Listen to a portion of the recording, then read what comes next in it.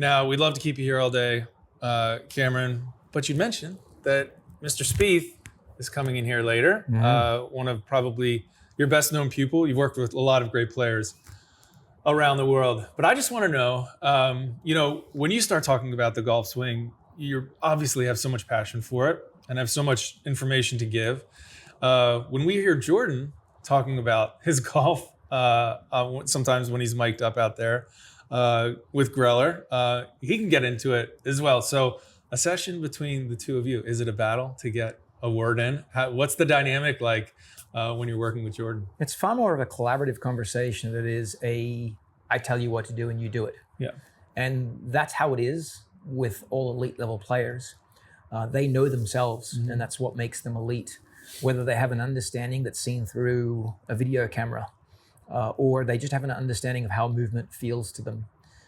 It's eerie, and it makes the hair on the back of my neck stand up when I talk to elite female and elite male level players about swing sensations, because they'll pull out swing sensations from events. It'll go into a swing sensation that they felt on a particular shot in a particular round in a particular situation where they were aiming, what that swing felt like in a certain position, to such a nuance that, yeah, it's eerie. And as I already mentioned, it makes the hair stand up in the back of my neck.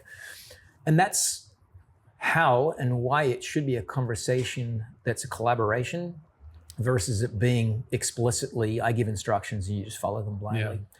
Whereas with someone that doesn't have a deep resource of those successful swings to tap into, it needs to be far more of, here are the ideas I think you need to use, or an idea you need to use, and we're going to use it until you're successful in using it. So it's far more prescriptive with the more average player. Specific to Jordan, how does it look like, or what does it sound like with him specifically? Yes, he is a very vocal person. He has ideas in his head and he needs to hear himself say them versus outwardly, versus just the internal dialogue. All players that you see, PGA, LPGA Tour, have an internal dialogue going on. The beauty of Jordan Spieth is that we get to have a front row seat to that conversation that's going on.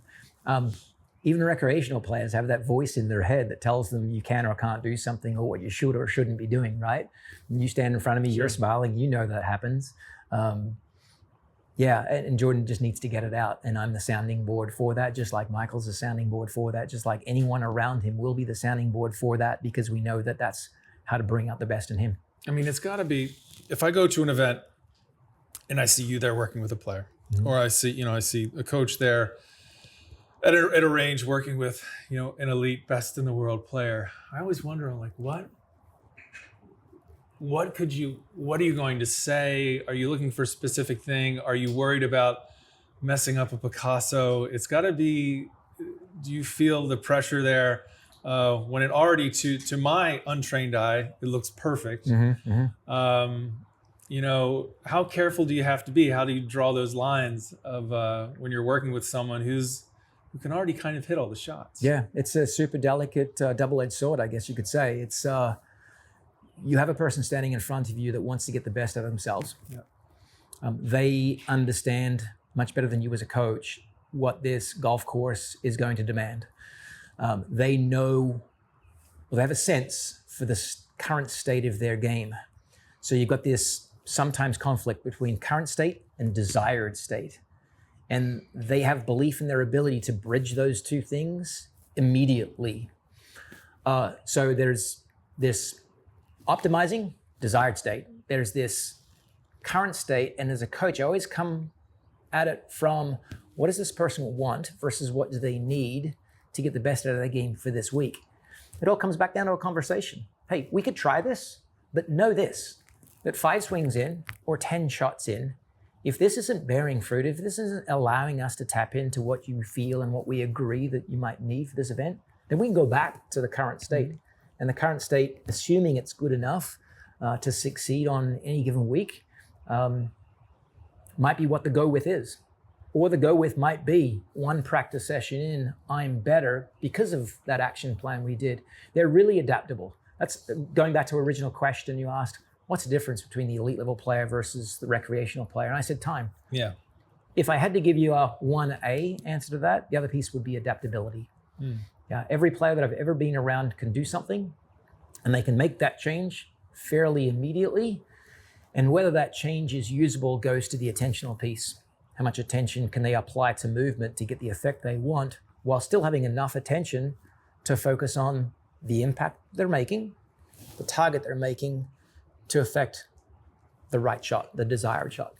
Do you remember the first time you saw those things in Jordan when you said Day one. Day one? Day Was one. it? He's 12 years old. He steps in front of me July 6th of 2006. We're on the range at Brook Hollow, and I said, hit the shot. And he did. Yeah. I said, hit this shot. And he did. And it was impressive. It was one of those, wow, are you kidding me moments. And I'd seen it maybe at some level, but not with a 12-year-old. I'd seen it with back then, buy.com, Corn Ferry, web.com, whichever the tour was called, or whatever the tour was called back then. It's changed to primary sponsors, as you know. So I'd seen it at a professional level, but I hadn't seen it out of a 12-year-old. So it was an are you kidding me moment. Did you get a sense that maybe that was also the day that your life was changing a little bit? Not at all. No? No, I sensed that my life changed only given responsibility. And I remember consulting with then mentor, still mentor of mine, who was the head professional at Brook Hollow. His name's Jerry Smith.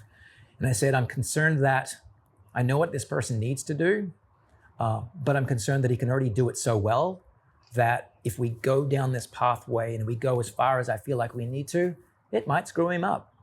And I think that is the mindset that we need to have operating, not primarily, but almost the secondary mindset that we need to have operating as coaches, to know that is the cost of doing something greater than the cost of doing nothing. Yeah. In Jordan's case, as a 12-year-old, after consultation with my mentor, I said, yes, it is. And I explained it to him. I said, this is the path forward. Here's the roadmap. His dad was in that conversation. And they said, let's go.